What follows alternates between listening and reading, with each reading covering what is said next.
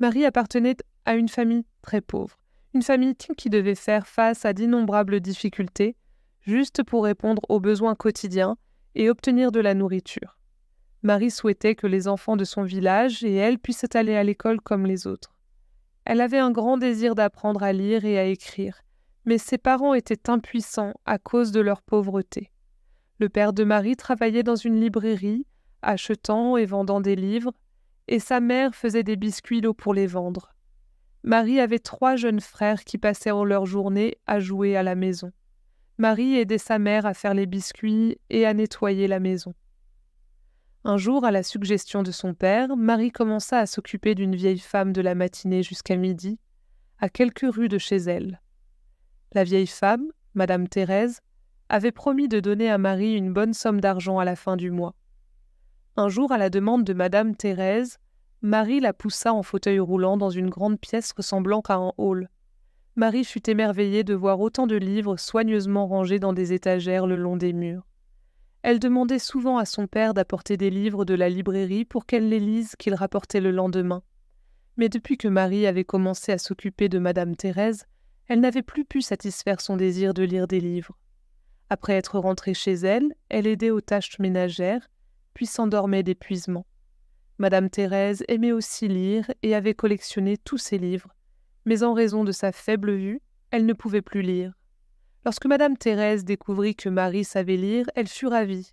Elle dit « Si tu me lis un livre de mon choix pendant 1 heure chaque jour, je te paierai en plus pour cela. » Marie fut ravie et dit « Madame, cela me rend très heureuse. » Et ainsi, cet arrangement continua.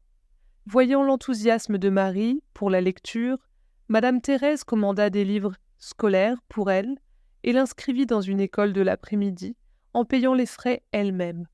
Marie était très reconnaissante envers Madame Thérèse. Maintenant, les activités quotidiennes de Marie avaient augmenté, mais elle était heureuse et satisfaite.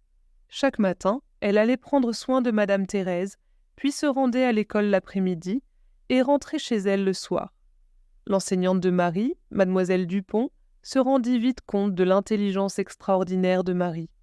Mademoiselle Dupont la guida à chaque étape et l'encouragea à poursuivre ses rêves.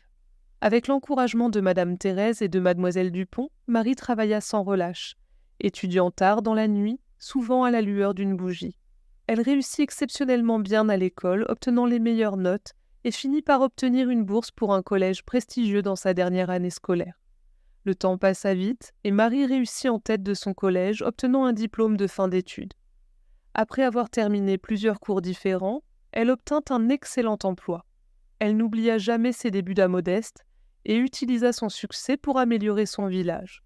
Le village de Marie, autrefois symbole de pauvreté, vit la construction d'une école grâce à ses efforts, où les enfants étaient éduqués gratuitement selon leurs capacités. Sa communauté célébra ses réalisations. Elle prouva que le succès peut être atteint grâce au travail acharné et à la détermination, et que nos efforts pour faire face aux défis sont le véritable secret du succès. L'histoire de Marie montre qu'avec de la détermination et du courage, même les défis les plus difficiles peuvent être surmontés.